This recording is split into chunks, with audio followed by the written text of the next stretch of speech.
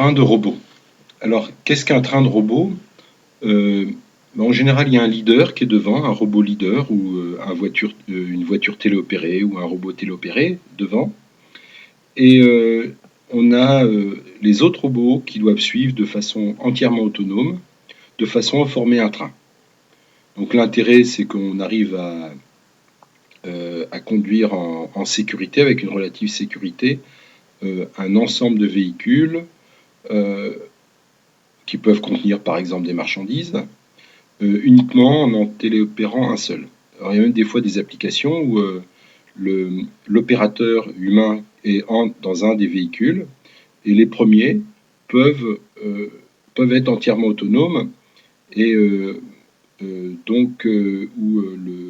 téléopérateur qui est dans un véhicule va téléopérer le premier robot. Mais bon, ici on va être dans une configuration beaucoup plus simple. On a le premier robot qui lui est supposé téléopérer et les autres qui doivent le suivre. Alors, les robots qu'on considère ici sont décrits par des équations d'état. Alors, un modèle de type char, où XY c'est la position du robot, θ le cap du robot et V sa vitesse. Alors là, il y a l'indice petit a parce qu'il s'agit du robot A. On aura le robot B, le robot C. On va considérer 3 robots. Alors, on suppose qu'on est capable de mesurer les variables d'état du robot avec une grande précision. Alors ça signifie qu'on n'a pas besoin de construire un observateur d'état avec un fil de Kalman par exemple. On suppose que l'état est connu. Alors, donc ici sur cette figure, on voit clairement le robot, celui qui a des yeux, qui va être le robot auquel on va s'intéresser, pour lequel on va établir les lois de commande, et celui qui est devant, qu'on doit suivre. Alors on établit à l'arrière du robot ici un point d'accroche qui est virtuel, qui n'existe pas. Et le robot autonome qu'on considère avec les yeux doit essayer de rejoindre ce point d'accroche. De cette façon, la distance entre le point d'accroche et la voiture qu'on doit suivre, c'est la distance de sécurité.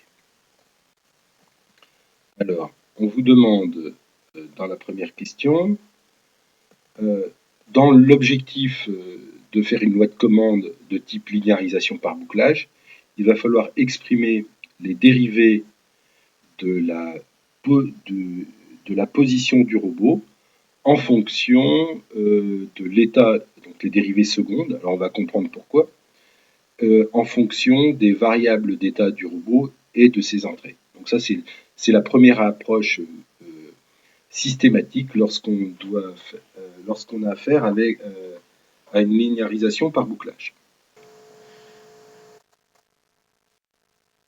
Alors, par rapport à l'énoncé, on va plutôt considérer que ça, on va changer légèrement les notations. Ici, c'est le robot A.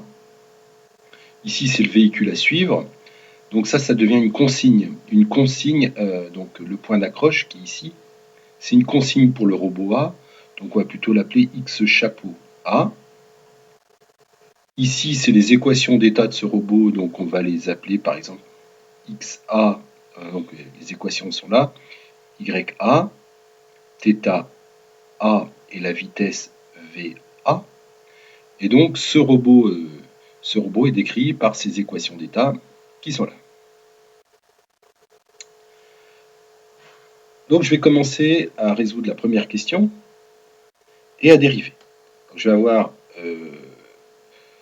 le degré relatif. Le degré relatif, c'est le nombre de fois où il faut dériver, c'est le nombre de fois où je peux je vais pouvoir lier mes sorties à mes entrées. Alors les sorties ici, ça va être un vecteur Y qui va correspondre à quoi? Puisque j'ai une commande en position. En effet, pourquoi j'ai une commande en position? Parce que la position de mon robot A doit rejoindre une position du point d'accroche qui, elle, va évoluer dans le temps. Alors, je ne connais pas trop au niveau de ce point d'accroche. Je ne sais pas trop comment il va évoluer parce que ça va dépendre du robot à suivre.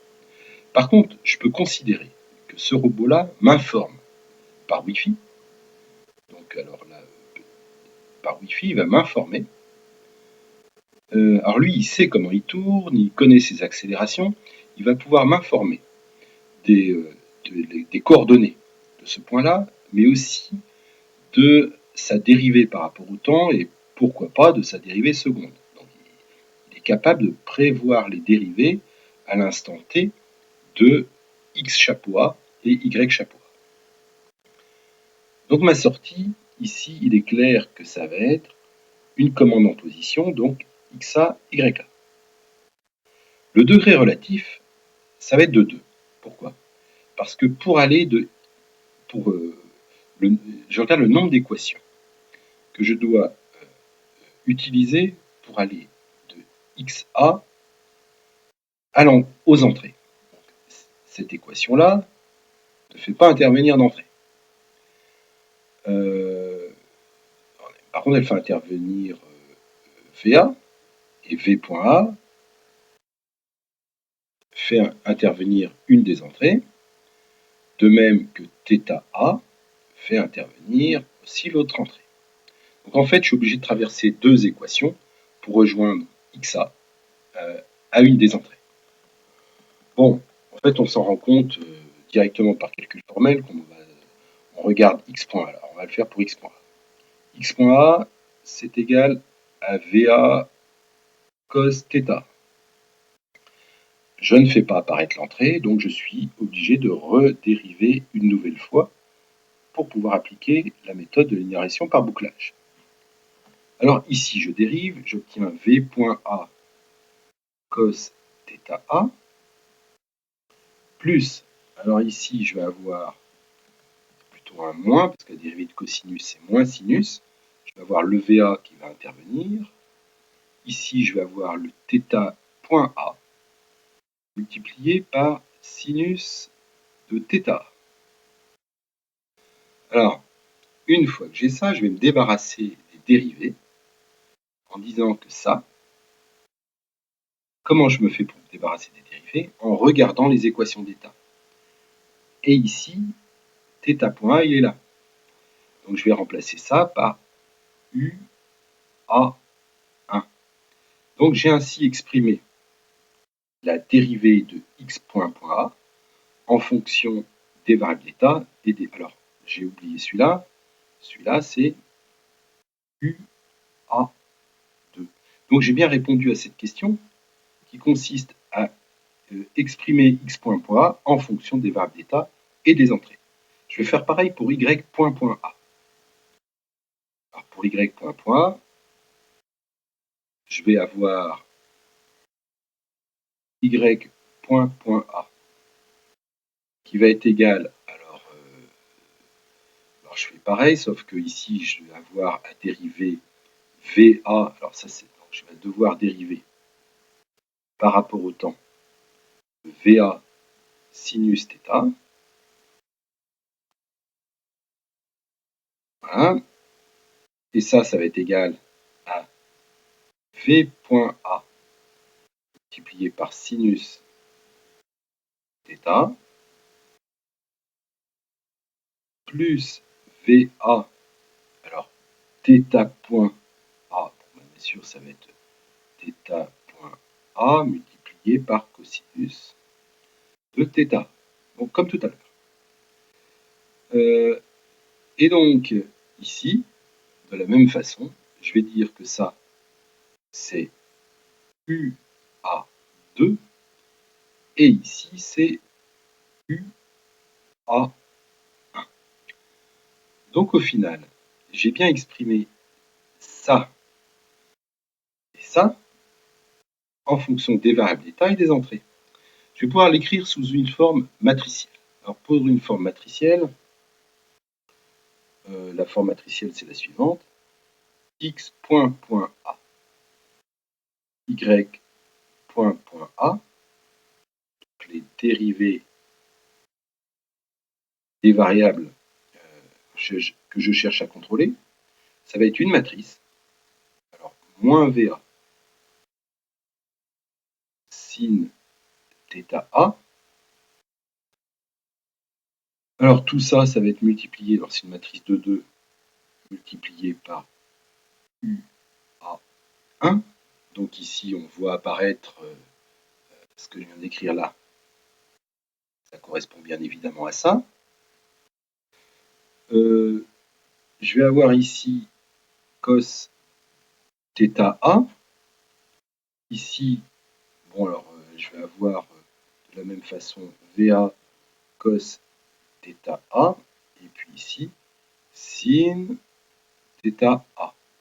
Alors, on a bien compris que le sinus qui est là, ça correspond à ça. Le VA cosinus correspond à ça. Et cette quantité-là correspond à ça. Donc, ici, j'ai U. Je vais avoir UA2. Cette matrice-là, je vais l'appeler, bon, comme dans le cours, je vais l'appeler A. Et cette matrice va dépendre de, on voit bien, la vitesse en A et θA. Ici, on a les entrées, U. Donc voilà, j'ai bien répondu à cette première question qui me demandait de calculer les dérivés de x point, point, y point, point en fonction des variables d'état et des entrées. Alors, l'objectif, c'est la question numéro 2, de calculer un régulateur qui me permette de suivre une trajectoire dont je connais les équations en fonction du temps. Alors, bon, je suis... alors, je connais les équations en fonction du temps. Pourquoi? Parce que le véhicule qui me précède m'envoie les informations sur la trajectoire. Ici, je considère que j'ai une expression analytique, mais bon, normalement, je ne l'ai pas forcément, mais j'ai accès aux dérivés. Je reprends donc ici le texte et l'idée. Alors, l'idée de la linéarisation par bouclage, c'est de dire l'entrée, je la choisis comme je veux. U, je la choisis comme je veux. Donc, la première chose, c'est de la choisir de façon à éliminer la non-linéarité qui est rangée dans A. Donc, la première étape, c'est de dire, ben, je vais tout simplement poser U qui vaut A-1 de VA θ multiplié par un nouveau vecteur V. Ça va être la nouvelle entrée. Donc U, il appartient à R2. Donc si je ne veux pas perdre commande, V, il doit aussi appartenir à R2. Donc j'avais autant d'entrées avant qu'après.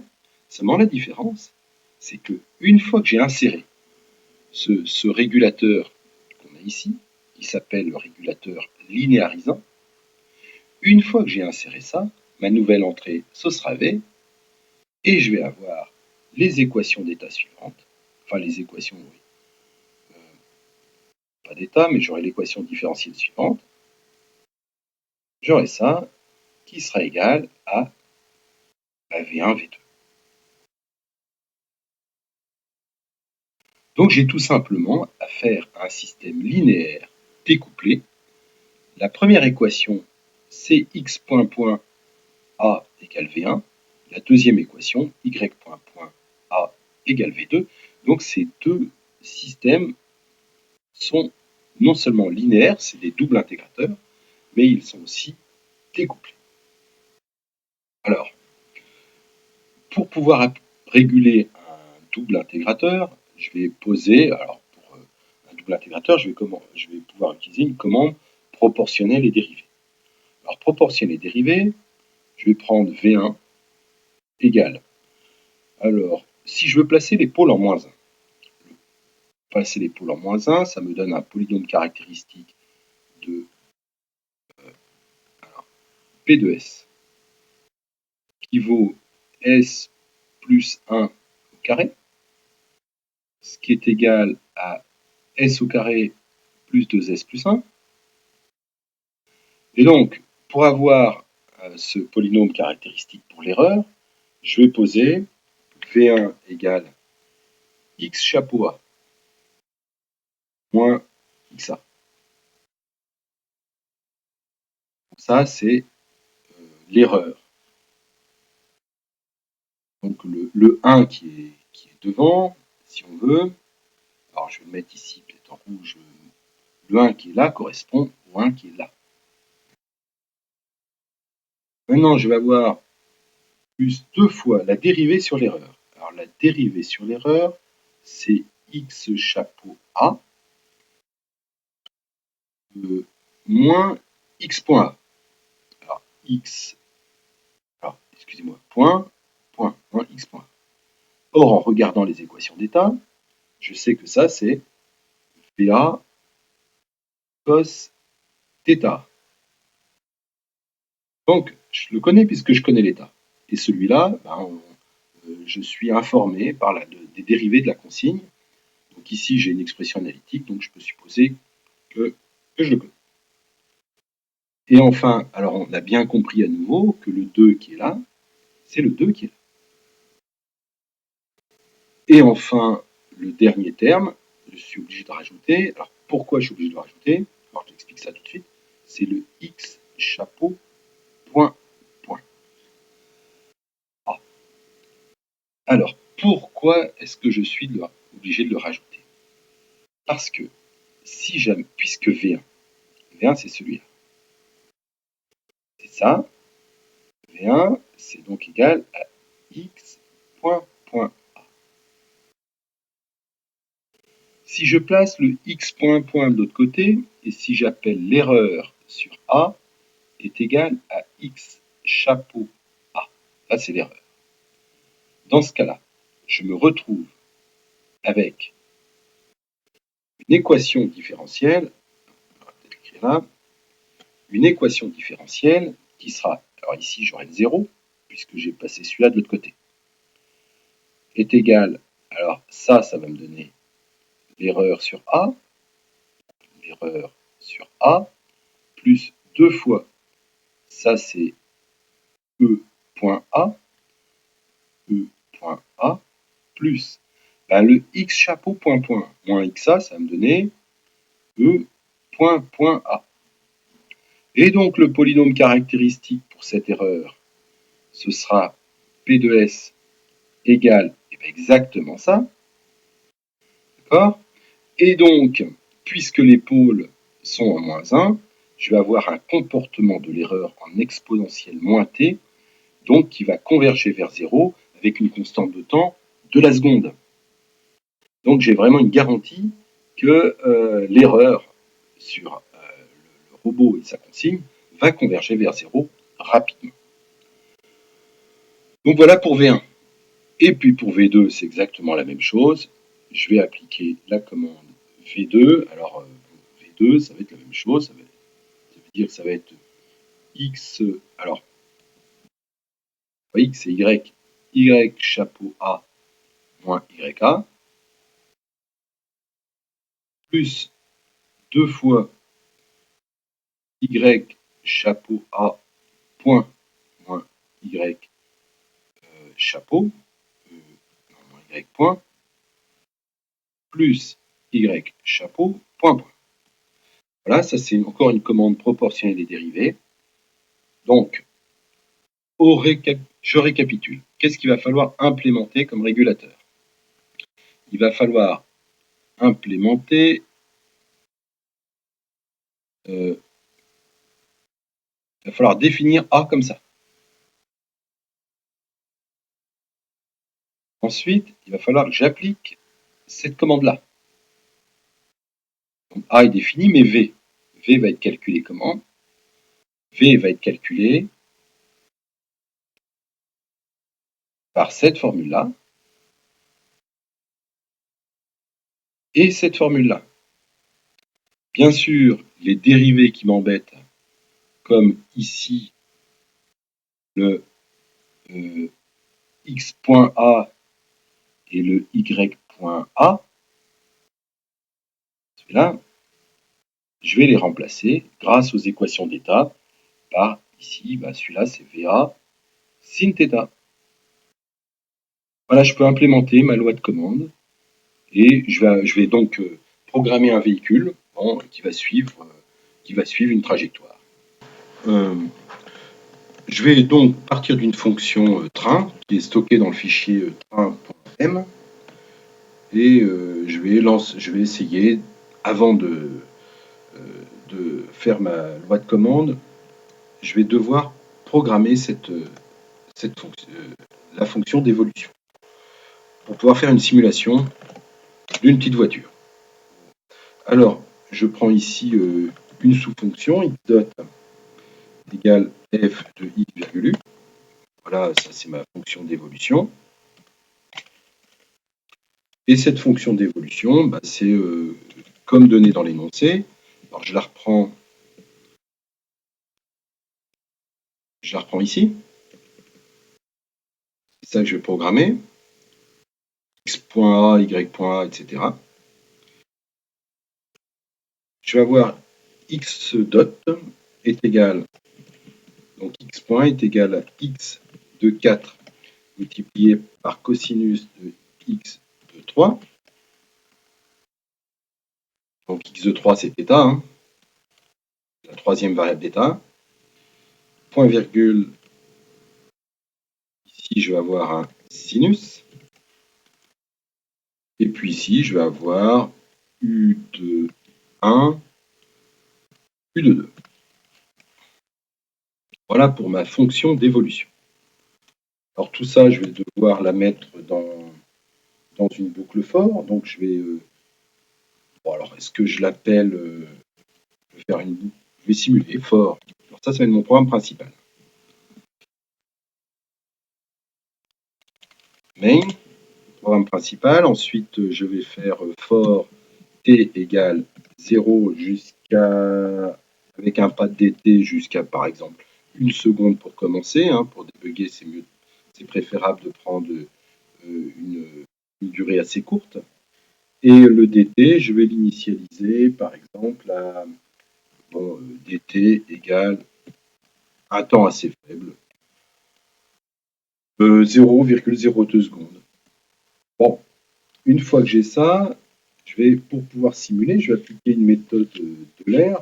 Alors la méthode de l'air, je rappelle que ça va avoir la forme suivante. Alors si mon robot A, je vais l'appeler XA, le nouveau XA, c'est l'ancien, plus f de XA virgule UA multiplié par dt.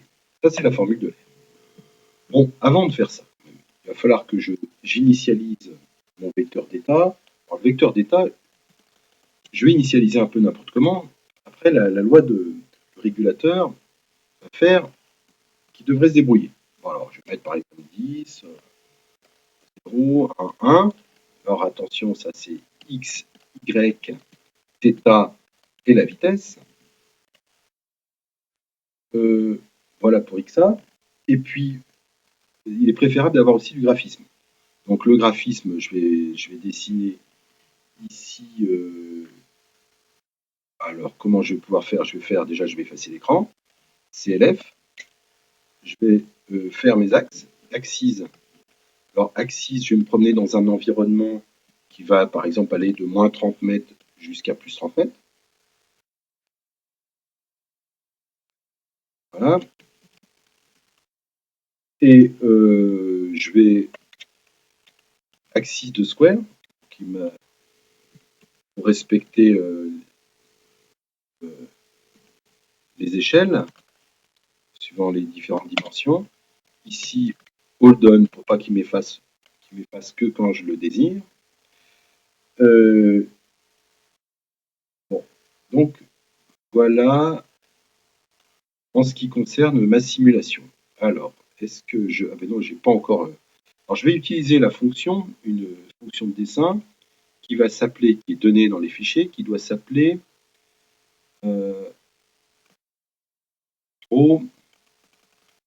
tank, comme un char.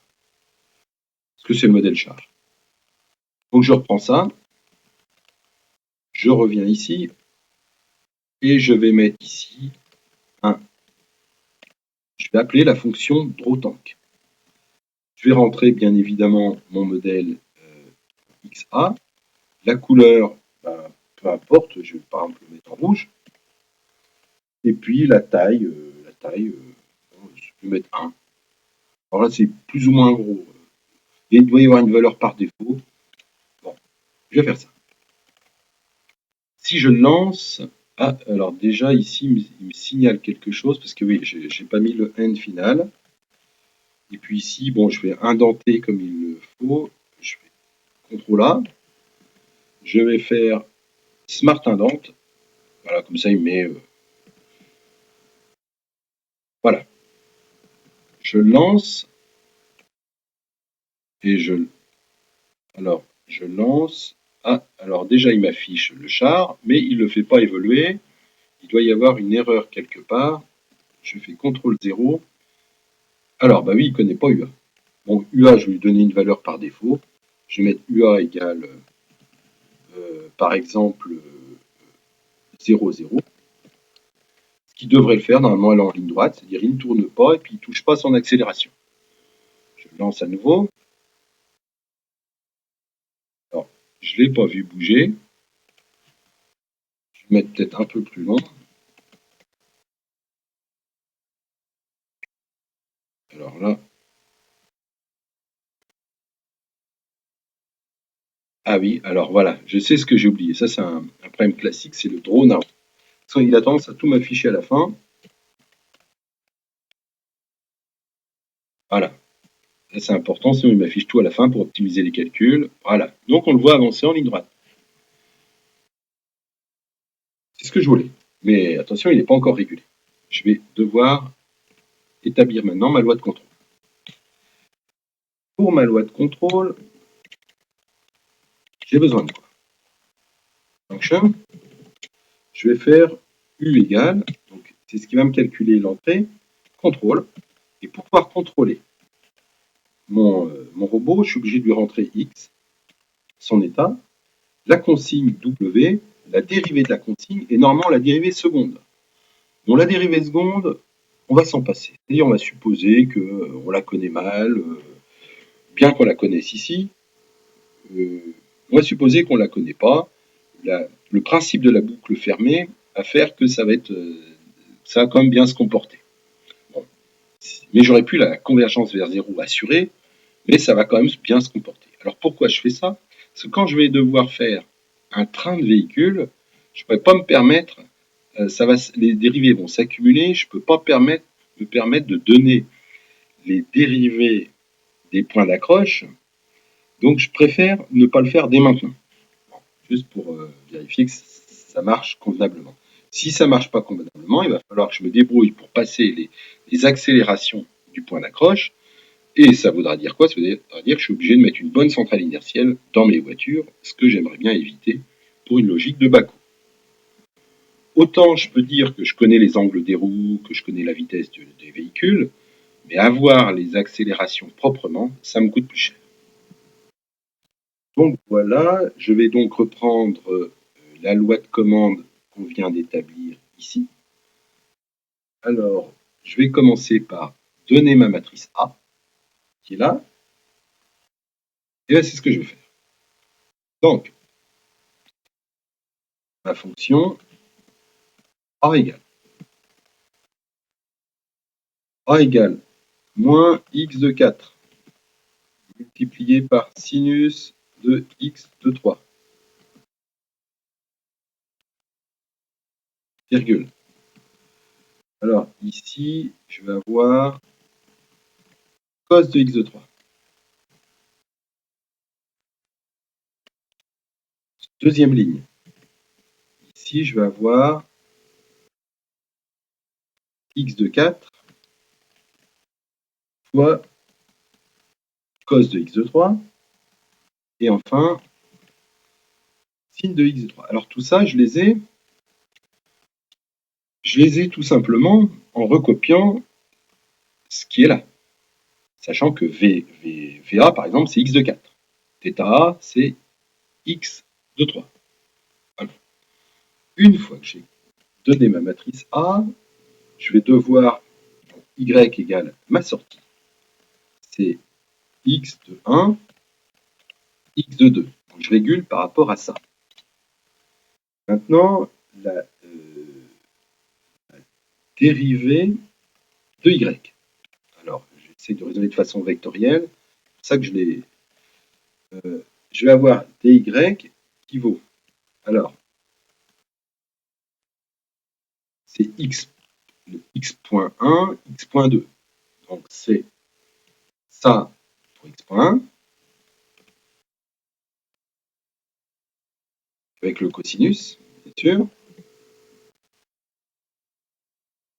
Et ça pour x.2. Ça, c'est mes équations d'état qui me donnent ça. Et enfin, j'ai u qui vaut l'inverse de a multiplié par v. Là, v, je ne l'ai pas encore défini, mais v. Alors v, c'est quoi? Je reviens là. Donc là, u égale a moins 1 fois v, j'ai plus qu'à mettre v. Et comme j'ai raisonné de façon vectorielle, ben, on comprend bien que le y, ça et ça, là, ça forme le vecteur y.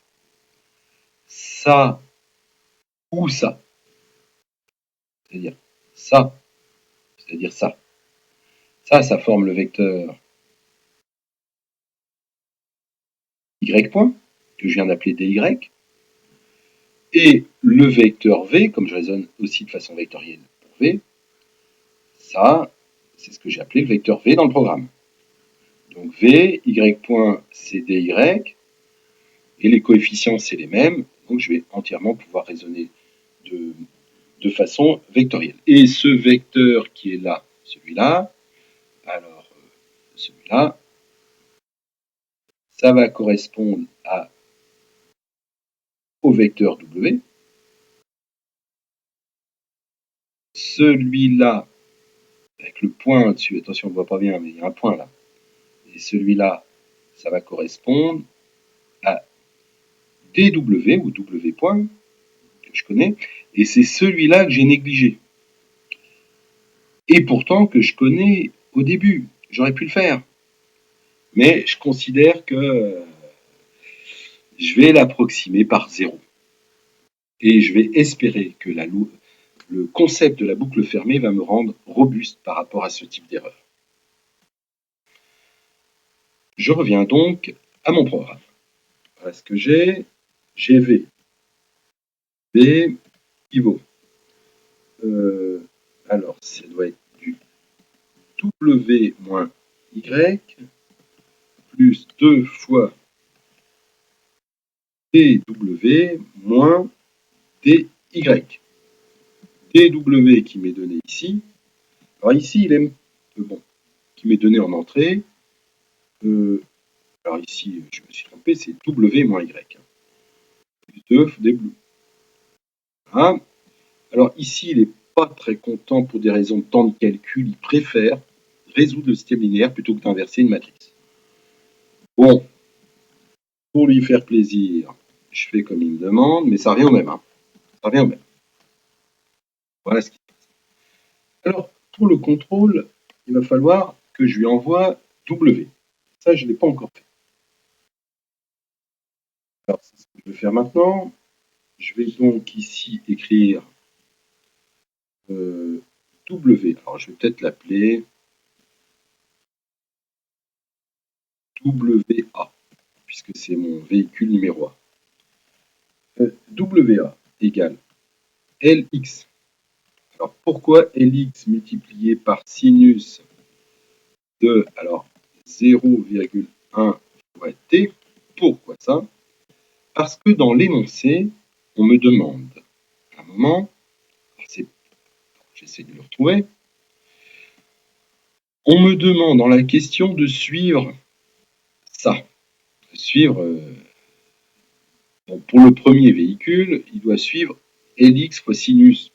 Donc c'est ce que je vais faire, avant de faire le train. Donc c'est ce que je fais. Je fais LX fois sinus de 0,1 fois T.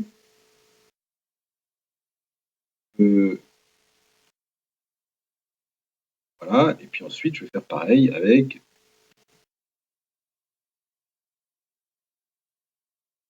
LY. ici, j'ai cosinus de 0,1 fois t. Je vais dériver ça pour avoir le dWA. dWA, c'est Lx. Alors, je suis obligé d'avoir le 0,1 devant lorsque je dérive. La dérivée du sinus, c'est cosinus. Donc, je me retrouve avec ça. Ici, la dérivée du sinus, du cosinus, c'est moins sinus. D'où le moins et le sinus. Et bien sûr, je suis obligé de sortir le 0,1 lors de la dérivation. Et ici, je vais devoir appeler le contrôle. Alors, le contrôle, ici, j'en ai plus besoin. Je vais le décaler ici. Et le UA s'obtient par la fonction contrôle. Et la fonction contrôle, je vais mettre ici le XA WA DWA. Alors, il faudrait aussi peut-être que je dessine cette ellipse. Essayer de voir s'il se comporte correctement par rapport à l'ellipse. Donc ici, je vais dessiner une ellipse. Alors, je vais faire S égale à moins que j'ai... Si j'ai pas un draw ellipse... Ah mais non, ça va être les ellipses... Non, je le fais pas, je préfère le faire ici. L'autre, c'est les ellipsoïdes de confiance. C'est pas pareil. Donc, c'est 0. Alors, pour dessiner une ellipse, c'est tout bête. Je prends un pas, comme ça. Je vais jusqu'à 2π. Donc, je fais un vecteur qui va correspondre à l'angle. Je vais faire un point qui vaut un point qui va... Ça va être Lx multiplié par cos de S. Donc là, c'est les équations de Lx. Ly fois sin de S. Et puis ici, je vais faire un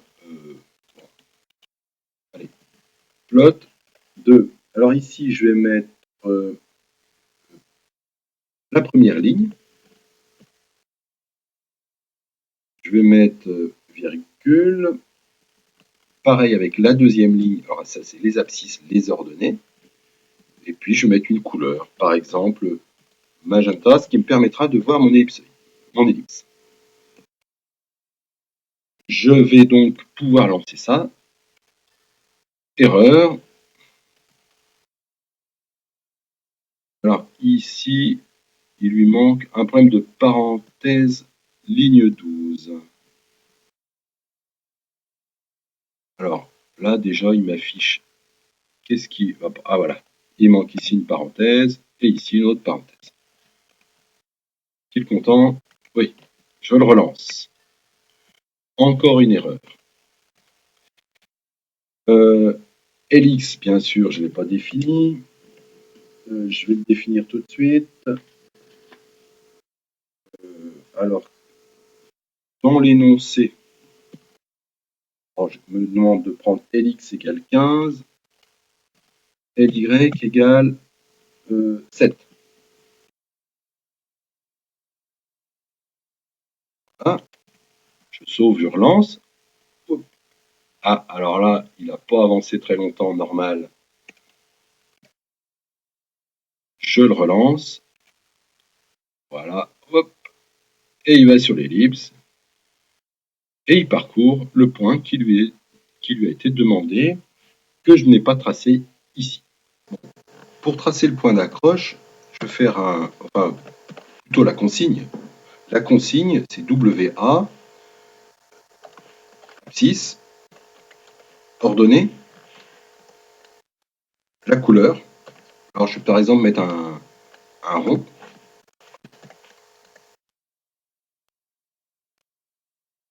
Voilà. Donc là, je devrais voir la consigne. Voilà, il rejoint la consigne. Et il peut tourner comme ça. Alors là, il a tourné que jusqu'à 10 secondes. Alors, suite de l'exercice. On vous demande, on met un deuxième robot. Et le deuxième robot doit suivre le premier en se mettant sur le point d'accroche.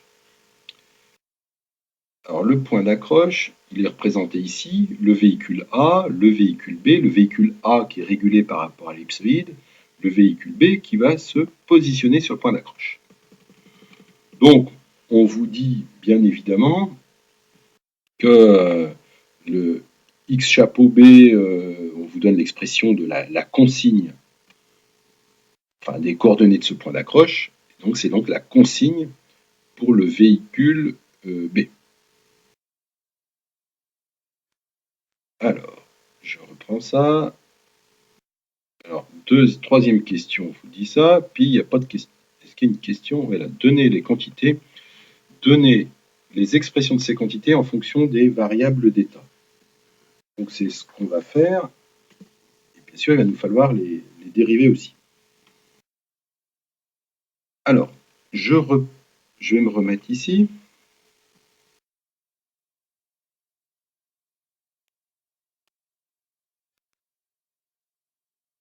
Je vais avoir, alors ça c'est la deuxième question. Je vais avoir X chapeau B qui vaut XA, donc du vrai robot, hein, du vrai robot A fois cosinus θ, Y chapeau B est égal à YA moins L sinus A, sinus θ. Alors, pour comprendre ça, je vais peut-être faire un petit dessin.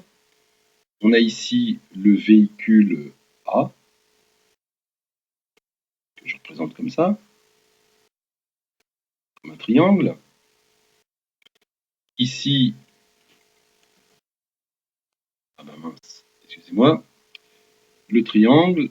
Ici, on va avoir le point d'accroche qui est là. Ici, ça va correspondre au X chapeau B, Y chapeau B. Et lui nous informe de sa position. Et cette position, elle est appelée, bon, c'est XA, YA. Et lui-même essaye de suivre un point qui est sur l'ellipse, hein, X chapeau A, Y chapeau A, qui est aussi appelé WA dans le programme. Celui-là, ça va être WB. Donc WB, ça correspond à ce vecteur-là. WB.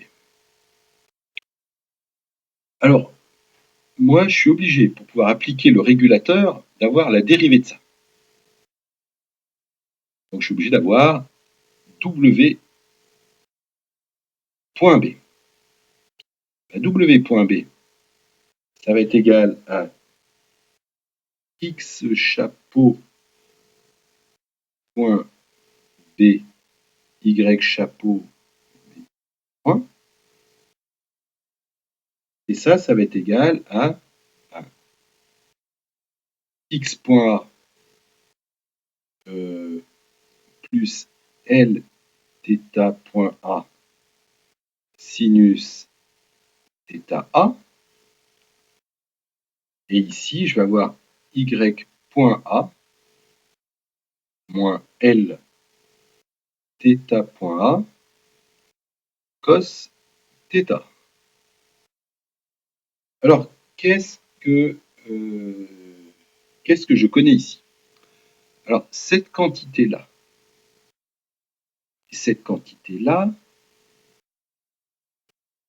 dire que le robot précédent peut m'informer par Wi-Fi de ça, parce qu'il les connaît. Ça aussi, il les connaît. Donc ça aussi, attention, il y a un point. Celle-là aussi, il le connaît. Bon, la longueur, je la connais. Hein. Et cette quantité-là, lui-même va pouvoir la calculer en disant tout simplement que c'est U1A multiplié par sinus θ. Donc éventuellement, on peut dire qu'il suffit qu'il m'informe de sa propre loi de commande, de son U1, pour que moi je puisse faire quelque chose. Bon, voilà, je vais pouvoir implémenter ça, donc je vais avoir mon W point, et je vais appliquer le même régulateur que précédemment, sauf que mon point d'accroche, maintenant, ce sera celui-là. Donc c'est ce que je vais faire maintenant. sous MATLAB. Alors WA, c'était ça. Maintenant, je vais avoir WB. B égale. Donc, je reprends ce que je viens d'écrire. WB, c'est XA de 1 multiplié par L. C'est moins L multiplié par cos de XA de 3. Voilà pour la première composante. Ici, pour la deuxième composante, c'est XA de 2, c'est-à-dire le Y, YA, moins L fois sinus de XA de 3.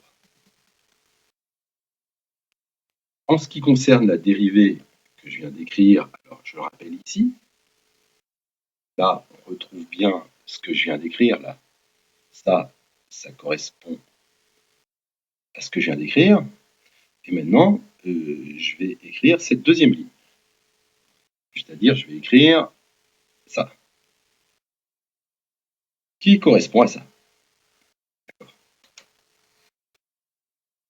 Donc, je vais avoir un dWB. Alors, dWB, ça va être XA de 4 multiplié par cosinus de XA de 3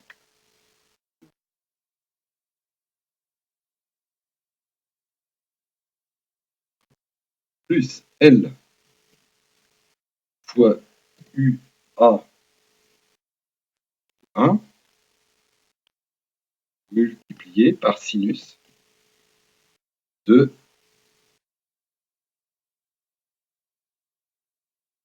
XA de 3. Point virgule. Bon,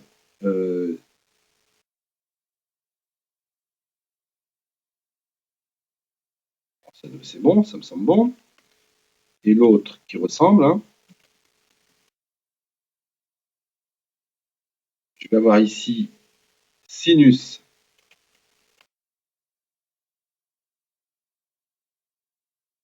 ici je vais avoir un moins L cosinus de XA de 3. Donc je vérifie bien que ça correspond à ça, sachant que XA de 3 c'est θ.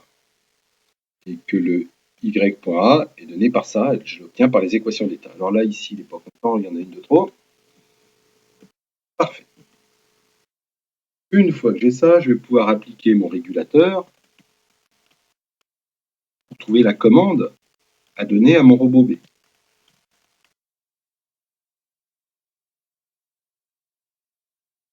Bon, une fois que j'ai ça, je vais pouvoir le dessiner. Alors, il va falloir que je le dessine. Je vais reprendre ça.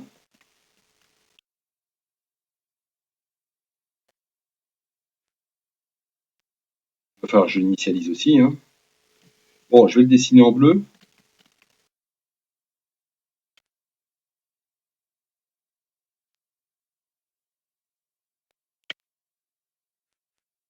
Voilà.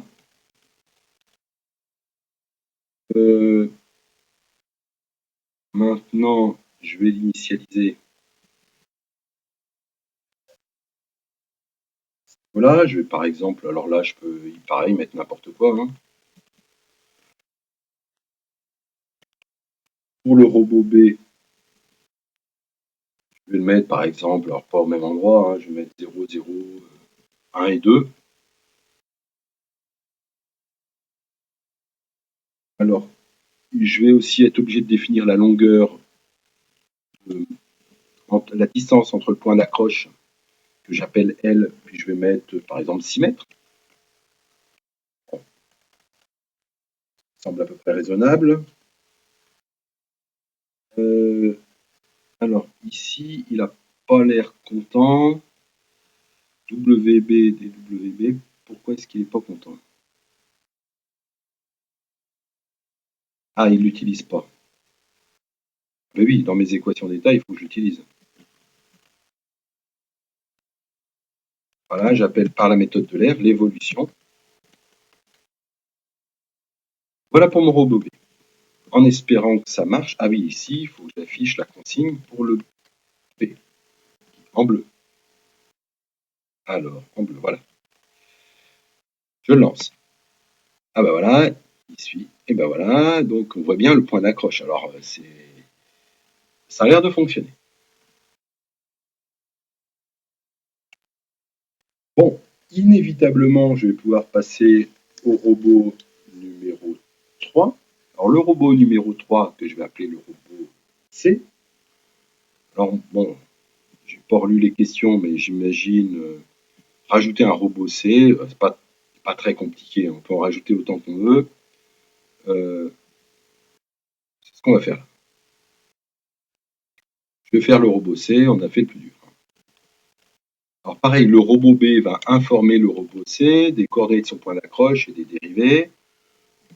Pour le robot C, par exemple, je vais mettre en moins 10, 0, 1 et 3. Bon. Voilà pour le robot C. Je vais pouvoir définir aussi à ce niveau-là. Alors je vais recopier ce que j'ai fait pour le robot B, copier-coller, et je vais remplacer les B par des C et les A par des B.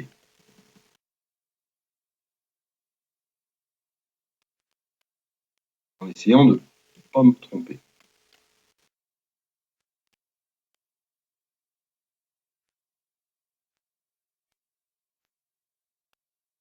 Et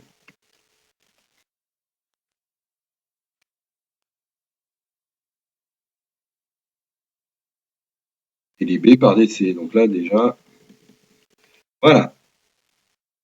Alors, toujours de la même façon, les équations d'état pour le robot C vont être intégrées par une méthode de l'air. Et puis, toujours ma procédure de dessin.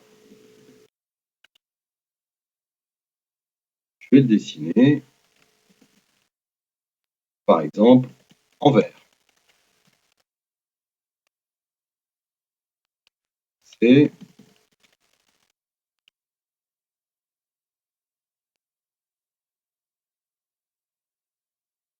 bon, je lance. Hop.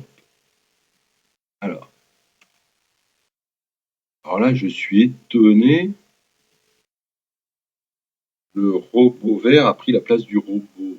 Donc en effet, ici, c'est un problème d'affichage. Il faut tracer le robot C. Et je vais le relancer.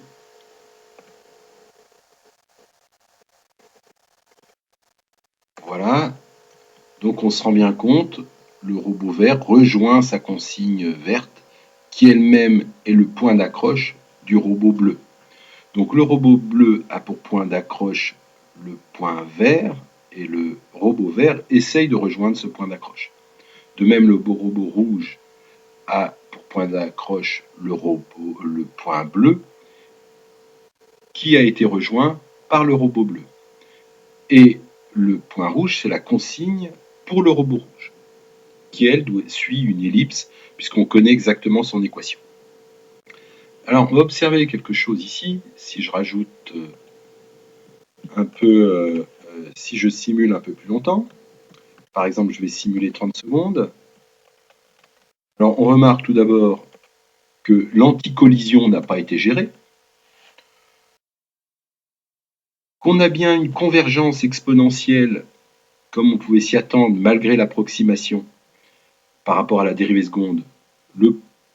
On a l'impression que l'erreur est nulle entre les consignes, à la fois du point rouge, enfin des consignes et des robots, c'est-à-dire chaque robot est sur sa consigne, et pourtant, on remarque que les robots, on ne peut pas dire que le robot vert suive exactement le robot rouge, puisque le robot rouge a suivi une ellipse, alors que le robot vert est en train de suivre un robot qui suit le robot rouge. Donc on a une incertitude qui s'accumule. Alors comment est-ce qu'on peut lutter contre ça? Donc on a une propagation de l'incertitude dans les virages.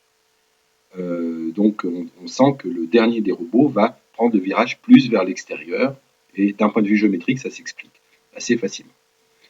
Alors ce qu'on vous demande ici, c'est comment faire, comme on est dans un cas où la trajectoire de référence, c'est une ellipse pour le premier robot, elle est connue exactement, est-ce qu'on ne pourrait pas, plutôt que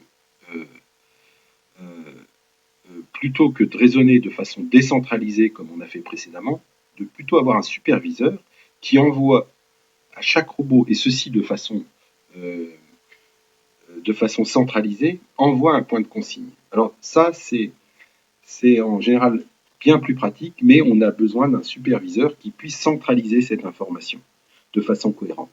Et si on imagine un trafic routier entièrement autonome, on imagine bien que soit les voitures réagissent par rapport aux autres, et on va rajouter de l'incertitude, ou soit on a un superviseur qui envoie à chaque voiture un point de consigne, et on aura une bien meilleure précision et pas d'effet de propagation de cette incertitude.